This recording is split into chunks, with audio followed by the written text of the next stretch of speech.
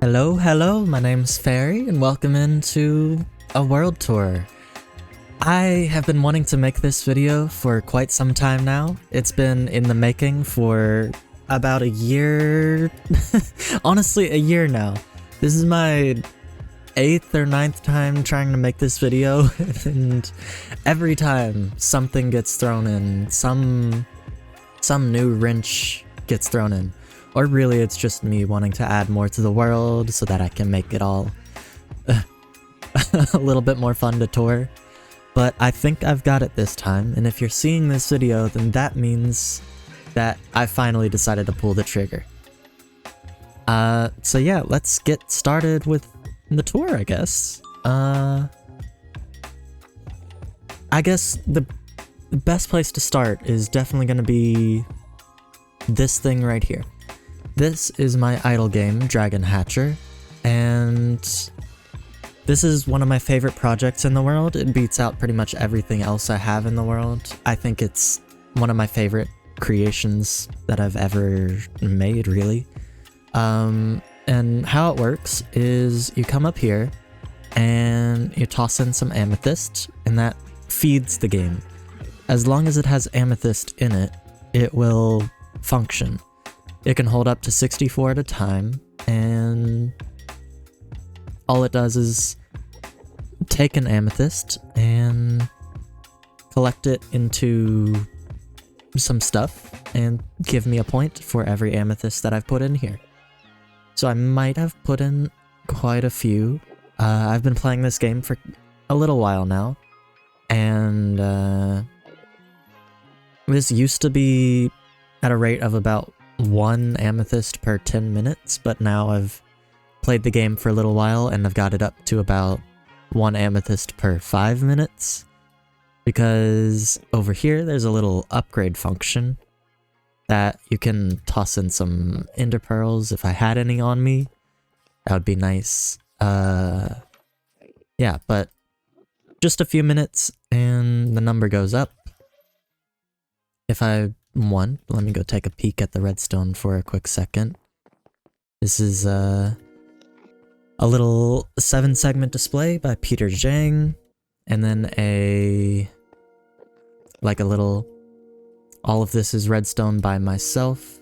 It's not quite as compact or clean, but it is something that, it was one of my first redstone creations, so I give myself a little bit of grace. But yeah, moving on from Dragon Hatcher. This is my underground, I don't know what to call it, a village?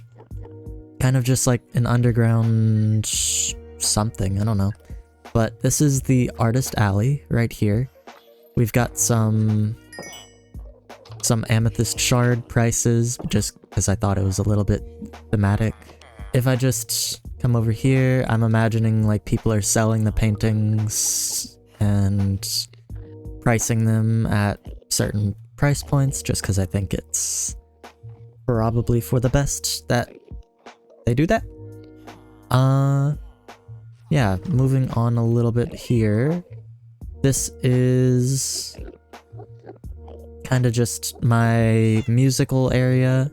The band plays for the Enderman over here, and then they kind of just listen in.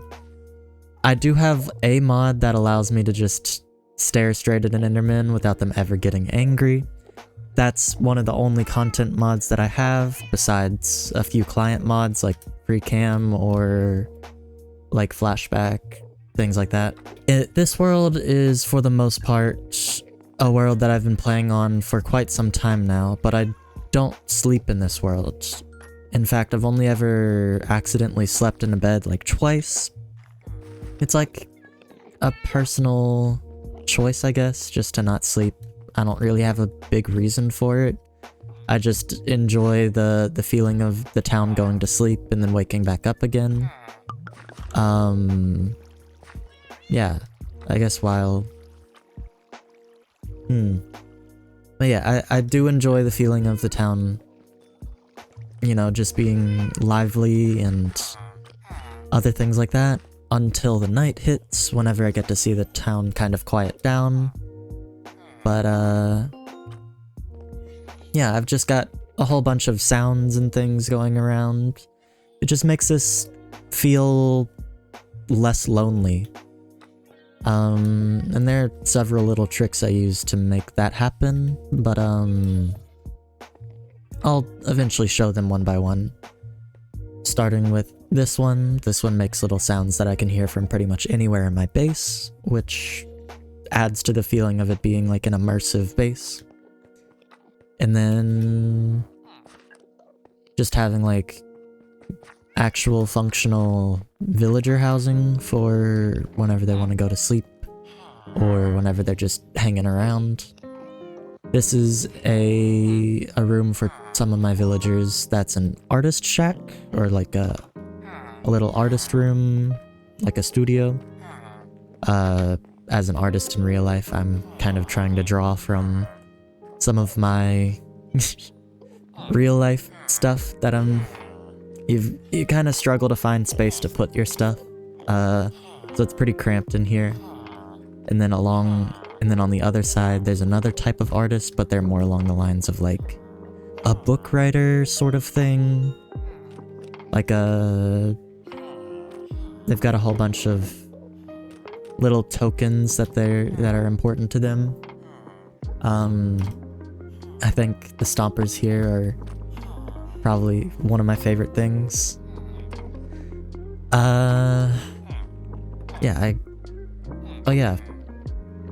I wear leather armor wherever I am just because I think it looks good. You can dye it. It's like a helpful thing whenever you step on powdered snow. I almost always forget that part, but I just think leather looks good, so I wear it quite often. Yeah. So this little area has been like my main project for quite a while now. Pretty much I've been working on it since the very start of the world, since about 1,400 days ago. This used to be my copper aging room, which I converted into a village, I guess. I ended up digging out a giant hole with just a stone pickaxe, and maybe some iron pickaxes. But yeah, it's a very interconnected web of just caves, I guess. Like, I even found a really large cave over here that I'm eventually gonna turn into a garden or something like that. Like a sculpture garden. I think it'd be pretty cool to do that. Yeah. I've got my little enchanting setup that I use a little bit, just every now and then. The string duper that actually still works because I haven't updated my world yet. For the most part, I'm not afraid of duping, just as long as it's not item duping.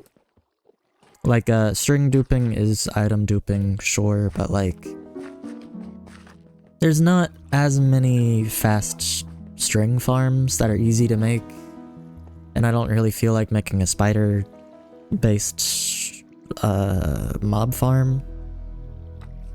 In fact, like, I mean, I guess I could.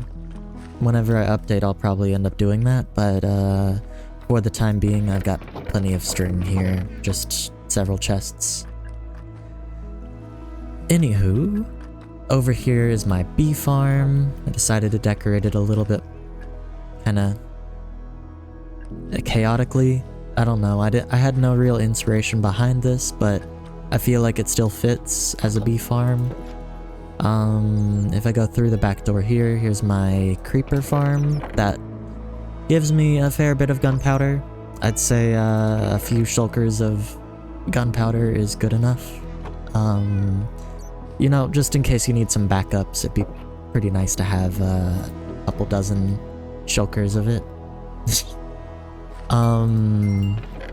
I've got farms pretty much throughout this whole area here. Like this building here is my sugarcane farm. I've got sugarcane just piled up in all the places.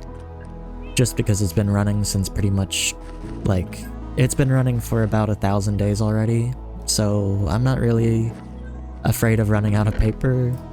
I've got a bamboo farm here. Yeah. Just a whole bunch of little things here. I guess another thing worth mentioning is the little, sounds that I've got going through my base. Whenever I walk around my base, I've got little tunes that I can play. I'm kind of blowing past everything for the time being just to show you the sounds, but in due time I will show. I will show, it is okay. Through here is my industrial area. I've got a slime farm that I no longer use. I recently upgraded to a permanent passive slime farm so that I never have to actually activate it. And it makes quite a lot less per hour, but it trickles in instead of me having to man this for hours. Or not hours, for minutes, but still. I've got my pumpkin melon farm that's probably filling up soon. Yeah, I've already traded away thousands of pumpkins and melons. It's not really worth mentioning, but at the same time, oh shit. There we go. Yeah. My moss farm likes to break all the time, so I'm eventually gonna replace this one. I've got a sea pickle farm that I tried to design myself. It's just like based on a shifting flower farm, that I've hooked up a little dispenser to. Yeah. Got like little dripstone setup, cobblestone farm, tree farms, you know, little industrial things. I'm not gonna go over every single thing that I have, but yeah. I've also got some other farms deep in the mines this way. If I go through here and then just fly down my little mine shaft here. Oh, I could die if I go too fast.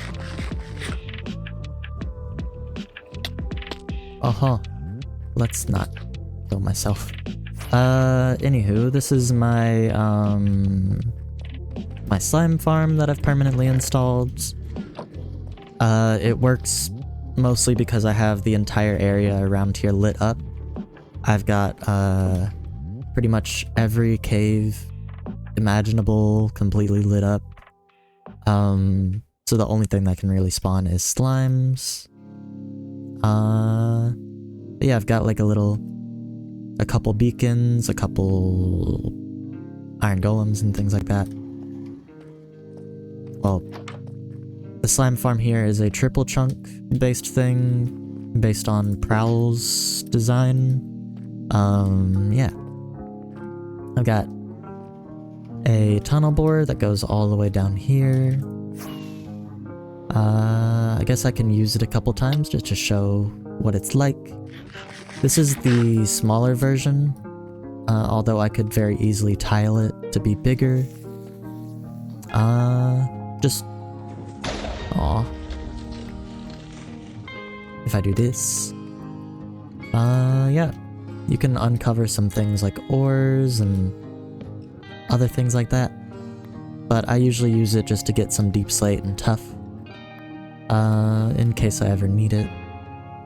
I think eventually I'll upgrade to having like a tunnel bore that goes in this direction and see where that takes me. I think it'd be pretty neat just to have that. But for now, I'm satisfied with my little tunnel bore here. I think I just fucked up here. Yeah. Yeah, you get about like, I don't know, a couple hundred deep slate just for running it a few times. It's very easy to collect items here, very quick, very easy. It's a very handy way to get cobble deep slate instead of having to mine it. And I can always smelt it in my super smelter whenever I ever need some more. Or whenever I need any smooth deep slate. But here's my slime farm. It's been running for a couple hours, so... Or a couple days, not hours. Oh, I'm about to die. I should probably not do that in the middle of a tour. This is my vine cave. I forgot to mention this. This links to my industrial area here, which this is where I collect vines in case I ever need them. I think it's kind of silly to have a vine cave that, I don't know, they just grow it really chaotically, so it's kind of a little rough to have them. This is my big booty iron farm. I spent quite a long time creating some farms and things here. Here's my very ethical villager area that I haven't given them homes yet, unlike their privileged counterparts. I will eventually give them homes. I just don't have the time to do that yet. I'll probably move a couple of them upstairs, especially the one, like the stonemasons I use all the time, and then, you know, just create little homes for them. I've got like a little base up there that I've still got to make. I've got the staircase, but not actually the room is not done, so this is another little project that I'm making. The allays here are pretty much trapped in here for the time being until I make them a house, but I like their little sounds, so I like whenever they're trying to hand me cocoa beans. It's kind of cute. But they're kind of just here for the ambience. Here is my workroom. That isn't really a workroom, it's more of a item restock area. In case I ever need more amethyst, I can come get this and then go throw it back into the thingy here. Yeah, like that. I'm actually about to hit 5,000, huh? That'd be pretty fun to watch. I'm not gonna be able to sit here for the entire 4 hours that it takes during the world. It's not gonna take 4 hours during a world tour just to show this, so I'm 100% not going to show that off. But up here, up this little ladder is my bedroom. It's very unwelcome because I am not supposed to be able to sleep. And if I do, I have to increase this number, which I don't like increasing. I've only ever slept 2 days, and that is not something that I am happy about. Yeah, I've got some wool in here, some other little bits and bobs. This is for any extra storage in case I ever need it. Here's my mace. I've got a couple of these, but only one with windburst. Grinding for windburst is so much harder than like anything else in the game. Like, is it really so hard just to get some like damn windburst? Wait, what? Windburst? I don't know.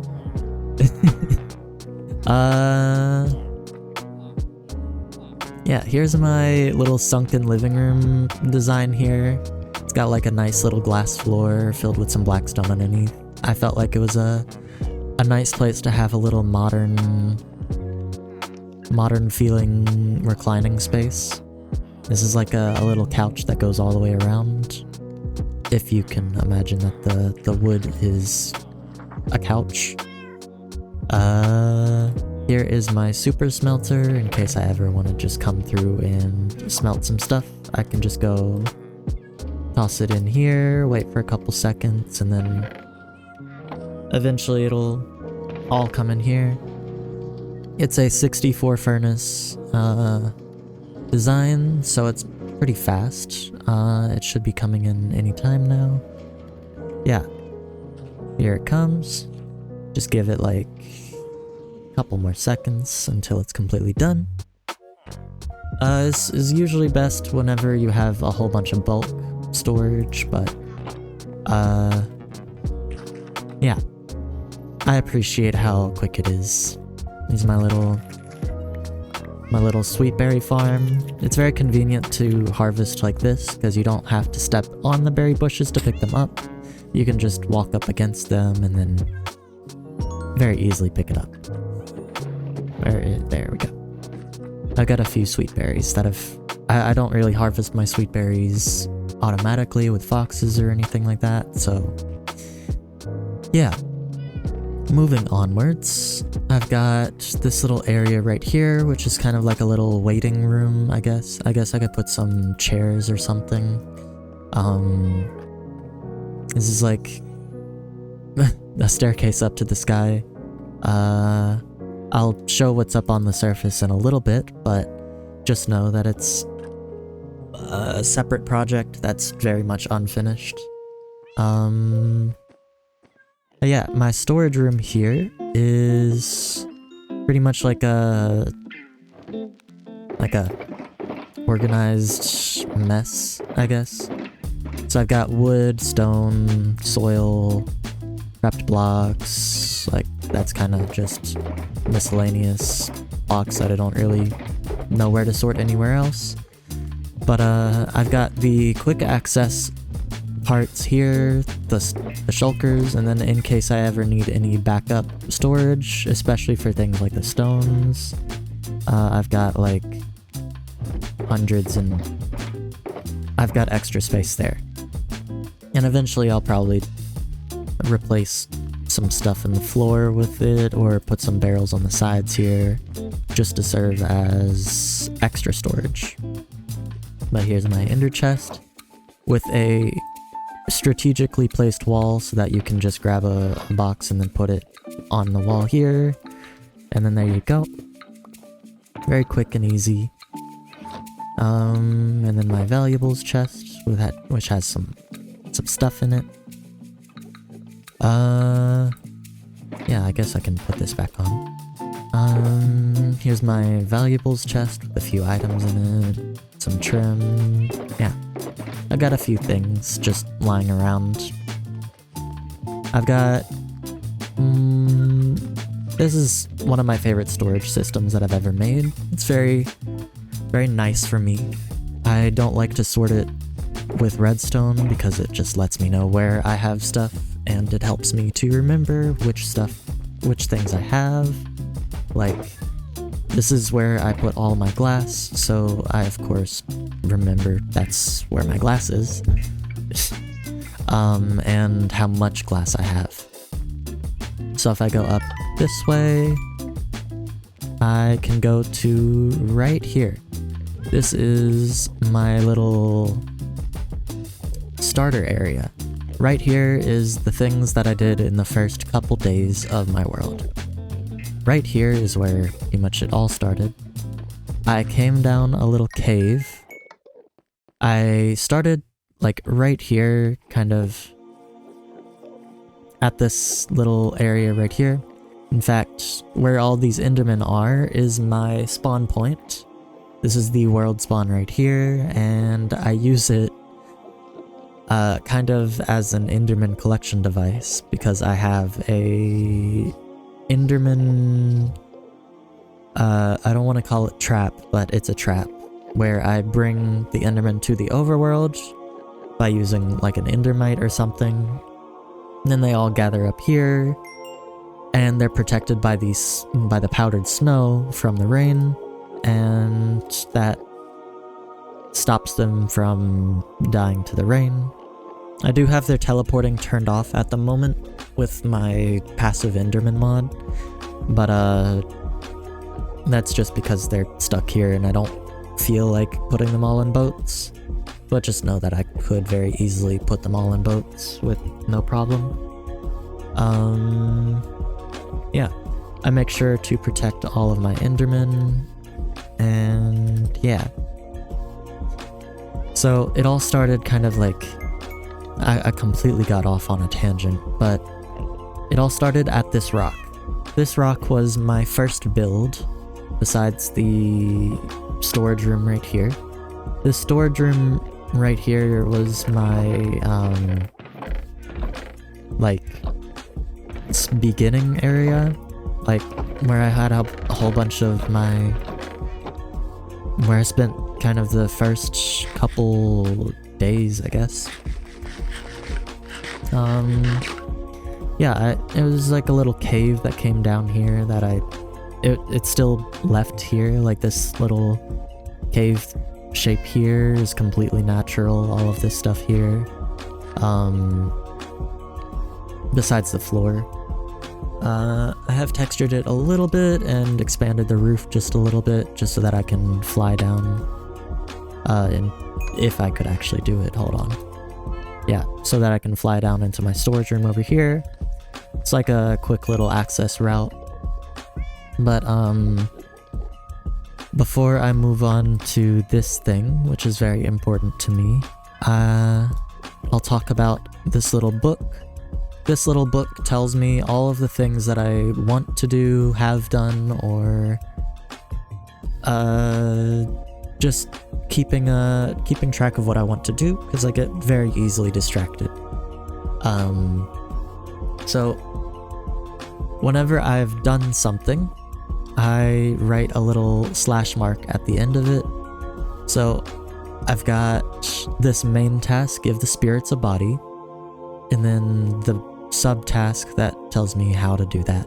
So it's kind of just like a little thing that I've got really a whole bunch of things. Sometimes I've got little ideas up in here, like a clicker game, which I ended up implementing an idle game instead of a yeah, I've got a spirit feeding game, but I haven't implemented the quest system to upgrade the game yet. It's still kind of like in the beta. I haven't really figured out how to, or I haven't spent time trying to get it to interface with other systems yet, but we'll see. It should be pretty easy to do that. Yeah. Enough about this area. Let's talk about the spirits. These spirits are what got me invested in this world. If I didn't have these spirits, I would have quit around like day 10 or 20. They really are what made me feel like I wasn't just alone in the world. It felt like I was building them. It felt like I was dedicating something to them, to the spirits in the world.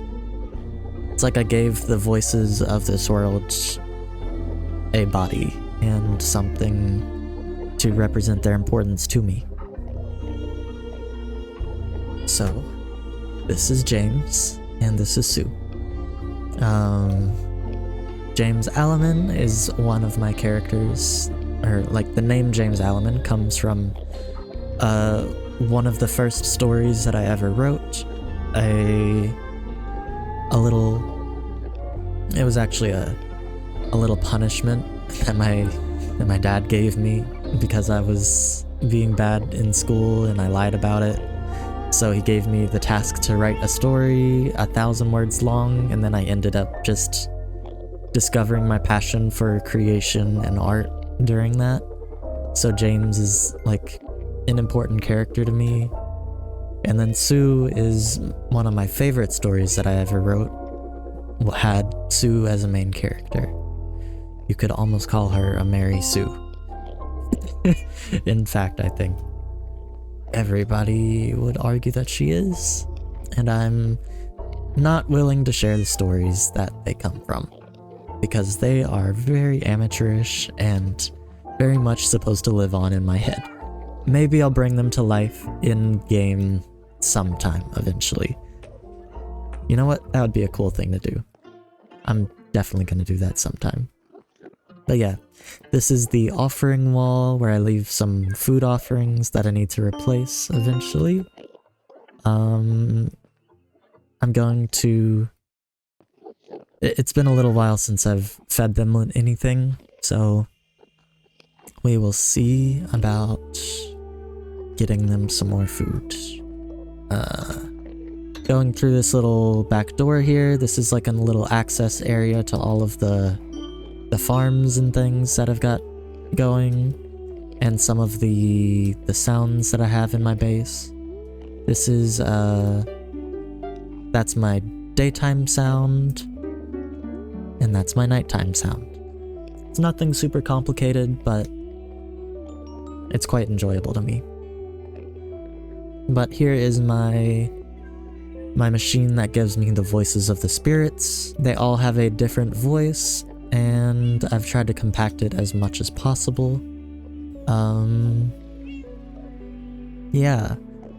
If I trigger this, then that's one.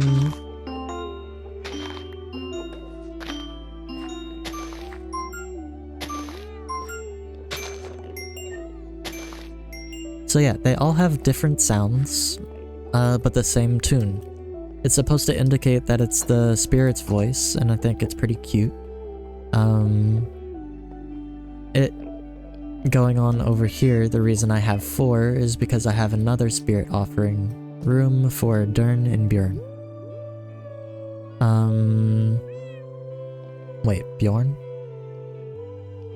I don't remember how I pronounced it. But, probably.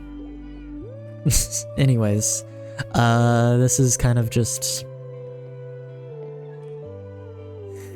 I don't know why this room feels a little bit less special to me, but I think I still quite enjoy their presence in my world, so I still gave them voices. Eventually I'll add some more spirits and spirit offering rooms. I think that's gonna be next up on the task, or maybe not next up, but like one of the tasks. Got some little seating here in case someone wants to eat next to the spirit offering room. But continuing onwards, I go through the cave here. I can find some little caves that I've hand dug myself. And they lead to my nether portal. This is the below the nether roof portal. And I'm not actually gonna go through it because there's nothing important there. Yeah, if I go over here, this is my fishing area that I made myself. There used to not be water here, or like this little cave here I dug. But this hole here has definitely been here for pretty much the whole time.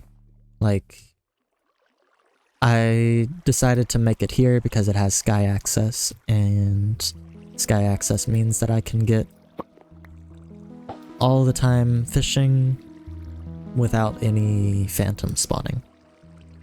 Because it would be such an annoying thing just to have phantom spawn right whenever I'm trying to fish for hours. But yeah, every time I come up here I fish at least once. And then I've got some little cauldrons so that I can fill up these furnaces in case I ever want to cook the fish. I've got quite a few fishing rewards, I guess. Some of my bows have broken, so I've had to replace them with time every now and then. If I go down here, this is kind of like a little fun area. I don't know if it's really that fun, but it's just a little cave that I haven't really decorated yet. This is kind of like I don't spend that much time over here because I don't, other than fishing, there's not much to do.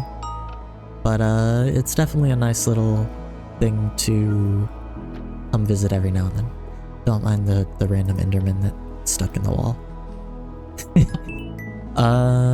Maybe someday I'll do a little walkthrough of where all my Endermen are. But yeah, I guess it's finally time to go and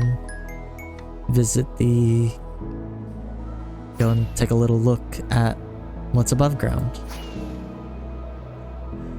Okay, when I turn around, you're gonna see the unfinished, but still what I've been working on for quite some time.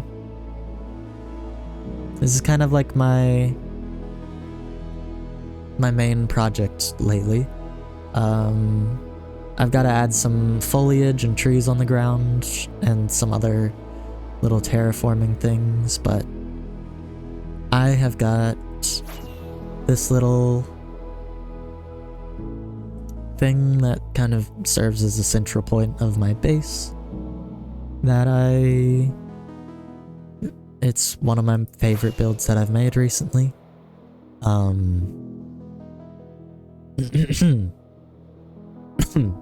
Well, anywho,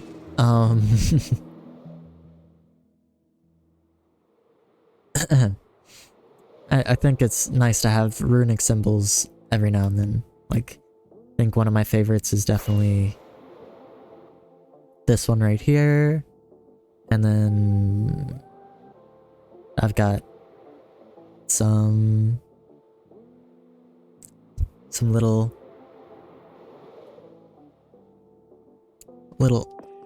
pillars, I guess, that serve as stabilizing things. I don't know. These kind of work as a triplet to hold up the pillar and, you know, just keep it floating. Eventually, I want to add a whole bunch of things on the surface here, but I've been working underground for the most part to get all the farms ready, all the materials ready, and make sure that I pretty much have turned my survival world into a creative world. It's a little bit like I'm playing inconvenient creative at this point, but yeah, I've got plans to make some stuff in the water here, kind of floating here, or standing in the water, and then kind of like hovering over, looming in the background, something like that. I think it'd be fun to have that. But I've got most of my stuff is just in this area. I think oh, it's so beautiful. I love it so much. I've also got some constellations from a spyglass astronomy mod. It just lets me customize these. Like, this is my constellation Lustrous, which has some of my favorite characters that I've ever written. And then this is the Ethos constellation, which has some of my favorite creators, like you Minecraft creators, things like that. Yeah.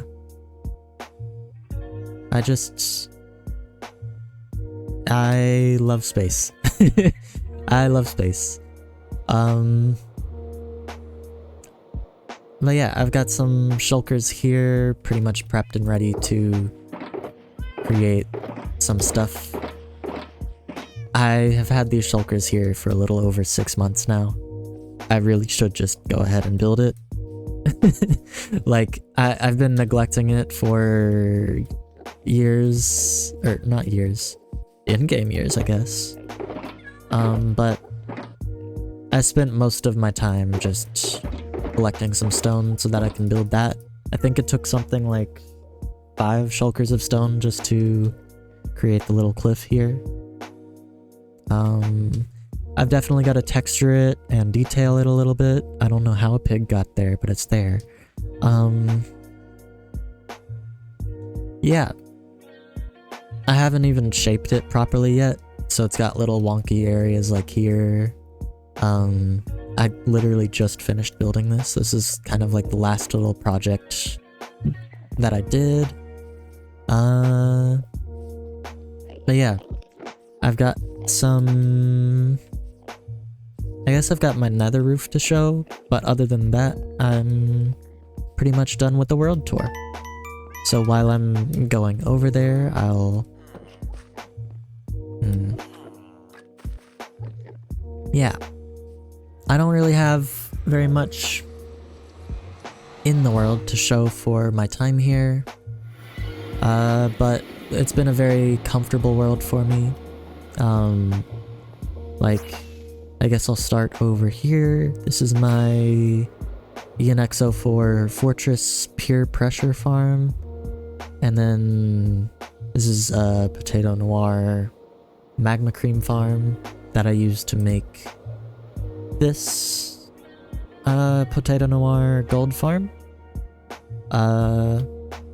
But since I made this, I converted it into a Froglight farm, which gets me way more Froglights than I'll ever need. I don't think...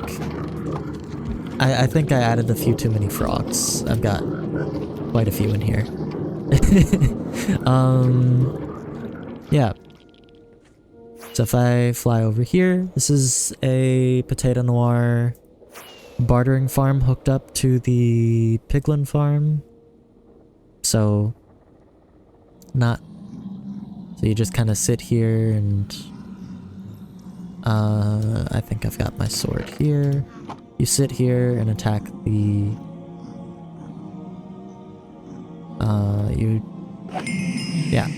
you attack the armor stand that's behind here, and then it uses some boat looting to collect all of the things. You start the farm by getting a llama to try and spit at you, but have it hit in a piglin instead. So you throw a snowball, shift over to the side, and then boom, you've got yourself a super fast farm, I guess. Here's a Big Booty 17 Basalt farm, a ENX04 Ghast farm. I needed the Ghast tiers so that I could probably end up making some happy ghasts whenever I update to that. This is my fortress, which I have a shulker. In the end, I have a shulker farm and an enderman setup. I've got a witch farm that goes out right there. Yeah. Had to get rid of the nether fog there.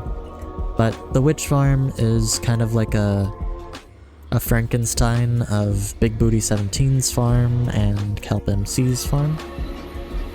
So you just kind of sit here. Where is the chest with the sword in it? Oh, right. Yeah. Yeah, you just kind of sit here for a little bit.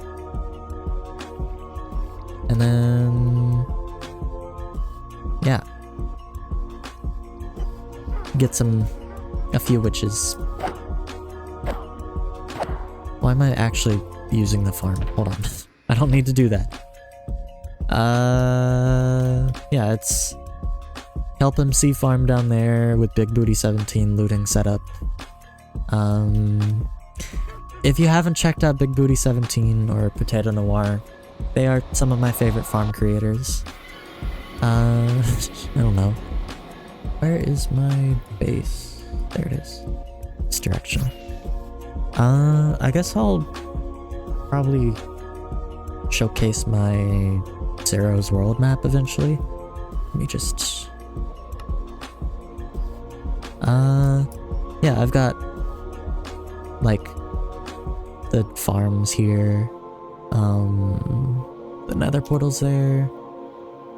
I'm not gonna go in the end because all it is just you know what, I'm gonna go in the end because I've got an Illyrio block, or an Illyrio gravity duper, gravity block duper,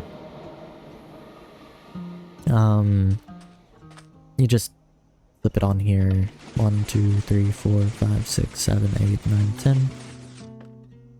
And that's 2 stacks of sand already.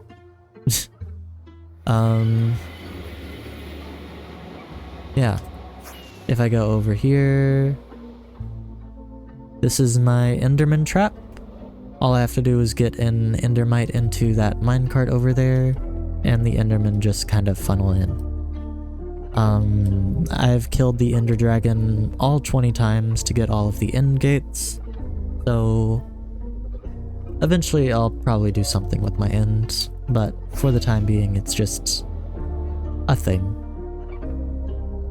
Oh, come on.